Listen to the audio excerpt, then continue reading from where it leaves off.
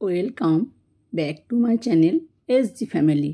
জয় শ্রীকৃষ্ণ, রাধে রাধে। এসজি ফ্যামিলির পক্ষ থেকে সবাইকে স্বাগতম।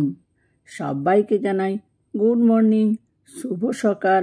তার সাথে সবাইকে জানাই অনেক অনেক শুভেচ্ছা, অনেক অনেক অভিনন্দন। আমি চলে এলাম রোজকার মতো তোমাদের সাথে একটা গল্প নিয়ে।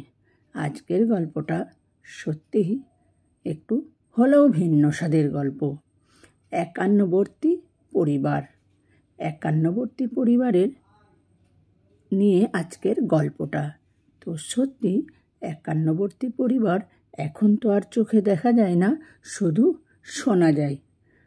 তাছাড়া এখন আর দেখাই যায় না। একান্নবর্তী পরিবারের মজাটাই আলাদা, বন্ধনটাই আলাদা। তো চলো দেখো কি আছে গল্পে। একান্নবর্তী পরিবার। উত্তর কলকাতার একান্নবর্তী বনেদি পরিবারে বিয়ে হয়েছিল আমার একমাত্র পিসির। দাদু ছিলেন রেলের উচ্চপদস্থ কর্মচারী। পিসির বিয়ের জন্য দেখাশোনা শুরু করে দিলেন আমার দাদু। পিসির যখন বিয়ে হলো তখন আমি খুব ছোট্ট। মনে আছে পিসিকে দেখতে এসেছিল একসঙ্গে 15 জন।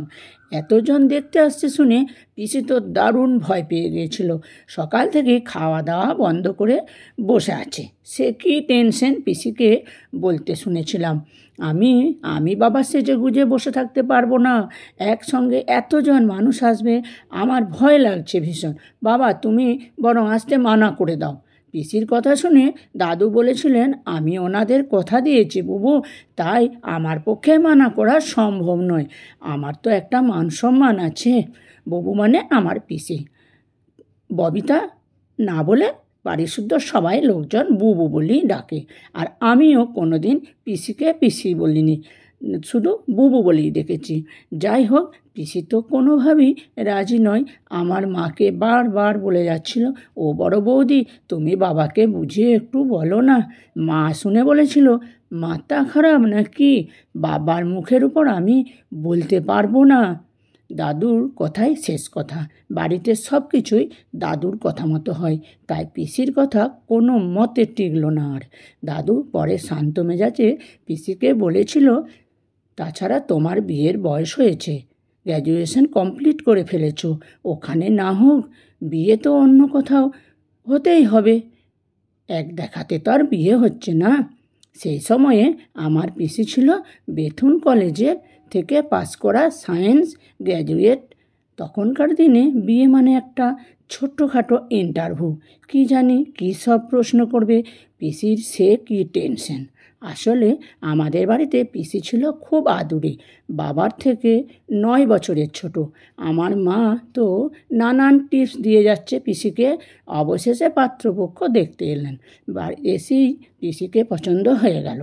দাদুও দেখলো একটা ভালো ফ্যামিলি, ছেলেও ভালো চাকরি করে, তাই আর দ্বিমত করলেন না। পিসির তো একটাই ভয়, অত বড় বাড়ি, তার উপর একান্নবর্তী পরিবার, জন্ম মৃত্যু বিয়ে 3 বিধাতা নিয়ে। বিয়ের কথা কেউ বলতে পারে না, কপালে যার সাথে লেখা আছে তার সাথেই হবে। শেষমেশ পিসির বিয়ে হয়ে গেল। পিসি যখন শ্বশুরবাড়ি চলে গেল আমি খুব কেঁদেছিলাম। পিসি আমাকে খুব ভালোবাসতো। খুব মন খারাপ হয়ে গিয়েছিল আমার। পিসিকে তো কিছুতেই যেতে দিতে মন চাইছিল না। আমাকে জড়িয়ে পিসিরও খুব কেঁদেছিল। পিসি চলে যাওয়ার পর থেকে মনটা খারাপ করতো ভীষণ। মনে হতো বাড়িটা কেমন ফাঁকা ফাঁকা। পিসির জন্য কদিন কেঁদেও ছিলাম। আমি কাঁদলে আমার মা বলতো, তোর বুবু তো কদিন পরেই আবার এ বাড়িতে আসবে, মন খারাপ করিস না। বিয়ের পর প্রথম যেদিন পিসি আমাদের বাড়িতে এলো তখন তো আনন্দ আর ধরে না। বিয়ের পর কি সুন্দর লাগছে পিসিকে দেখে। নতুন বিয়ে হলে সব মেয়েকেই সুন্দর দেখায়। দুপুরে খাওয়া দাওয়া সেরে ঠাম্মা, মা, কাকিমা সবাই ধরেছে পিসিকে তার শ্বশুরবাড়ির গল্প শোনানোর জন্যে। যতই হোক অত বড় বাড়ি, একান্নবর্তী পরিবার। মনে আছে ঠাকুমা পান চিবোতে চিবোতে পিসিকে জিজ্ঞেস করেছিল, হ্যাঁ রে বুবু, বাড়িতে সবাই কেমন? শুনেছি তো বিরাট বাড়ি। শোনো মা, যতটা ভয় করেছিলাম ততটা কিন্তু নয়। বাড়ির প্রত্যেকটা মানুষ এত ভালো, বলার অপেক্ষা রাখে না। ভালো বলেই তো 35 জন মানুষ সবাই একসঙ্গে আছে, মিলেমিশে। একসঙ্গে থাকার যে কি আনন্দ বলে বোঝাতে পারবো না। যাই হোক মা, খুব কপাল করে ওরকম একটা বাড়ি পেয়েছি।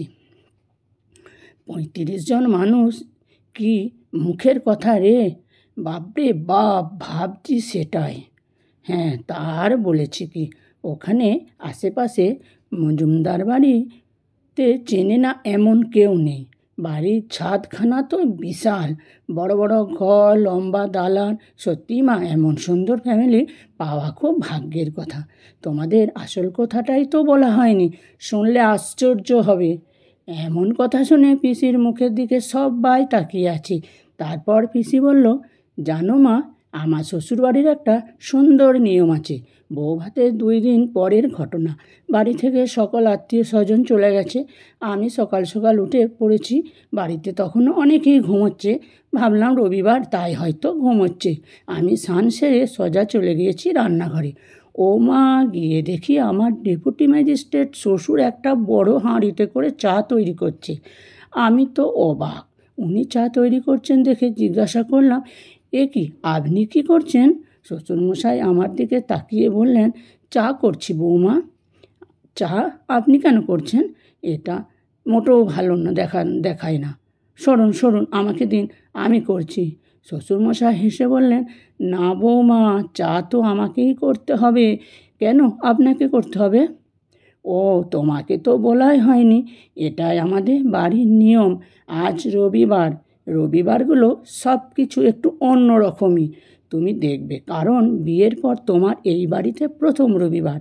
এই রবিবারগুলোতে বাড়ির মেয়েদের সকলের ছুটি। আজ সকল মেয়েই দেরিতে ঘুম থেকে উঠবে।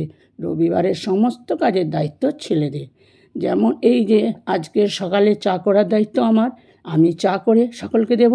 তারপর ঘর মোছা, রান্না করা, খেতে দেয়া, বাসন মাজা, যাবতীয় কাজ আজ বাড়ির সকল ছেলেদের। কথাগুলো শুনে ভীষণ অবাক হয়ে জিজ্ঞাসা করলাম, কেন, কাজের লোক তাহলে কি করবে আজ? রবিবার সমস্ত কাজের লোকেদেরও ছুটি থাকে। বলেই একটা চিত্রগুপ্তের মতো একটা খাতা বের করে দেখালেন, কার কোন কাজের দায়িত্ব আজ। আমি তো এসব দেখে শুনে হাঁ করে শ্বশুরমশাইয়ের মুখের দিকে তাকিয়ে আছি। তারপর শ্বশুরমশাই বললেন, প্রতিদিনই তো মেয়েরাই সমস্ত সংসারটাকে সামলায়, এই একটা দিনই ওদের ছুটি। আজকের দিনটা ওরা কিভাবে কাটাবে ওরা নিজেরাই ঠিক করে নেয়। বিকালে বাড়ির সমস্ত মেয়েরা বাইরে ঘুরতে যাওয়া, সিনেমা দেখা, থিয়েটার দেখা, সেটা ওরা নিজেরা ঠিক করে। আমাদের জানিয়ে দেয় কোথায় যাচ্ছে। রবিবারের মেনুটা বাড়ির মেয়েদের পছন্দ মতো হয়। আর আমাদের বাড়ির ছেলেরা সব কাজ জানে। মানে ছেলে এবং মেয়ে উভয়েই বাড়ির সব কাজ শেখানো হয়। শুধু মেয়েরা শিখবে, ছেলেরা শিখবে না, এমনটা হয় না। তা তুমি উঠে এলে তো? লাট সাহেব কোথায়? ঘুমোচ্ছে তো এখনও? আচ্ছা, এসেই যখন পড়েছ, তখন চায়ের কাপটা নিয়ে যাও। গিয়ে বলো, এই যে আজ রান্নাঘর পরিষ্কার করার দায়িত্ব। আজ ওরা নিশ্চয়ই, তবুও বলে দিও। মনে মনে ভাবি, মেয়েদের জন্য এতটা ভাবা হয়, যেখানে মেয়েরা সংসারের ঘানি টানতে টানতে নিজেদের সুখ স্বাচ্ছন্দ্য ভুলে যায়, সেখানে এই মজুমদার বাড়িতে এমন একটা সুন্দর নিয়ম। সংসারে যাবতীয় কাজ ছেলেরা বা মেয়েরা আলাদা বলে কিছু নেই। অপূর্ব ভালো লাগার মনটা ভরে গিয়েছিল। তারপর থেকে আজ কত বছর কেটে গেছে, পিসির বাড়ির সেই রীতি আজও অব্যাহত। পিসির 2 ছেলেরা বেশ বড় হয়ে গেছে, বড় ছেলে চাকরিও পেয়েছে, কিন্তু রবিবারের সেই ট্র্যাডিশন আজও চলে আসছে আগের মতোই। গল্পটি ভালো লাগলে শেয়ার করতে ভুলো না।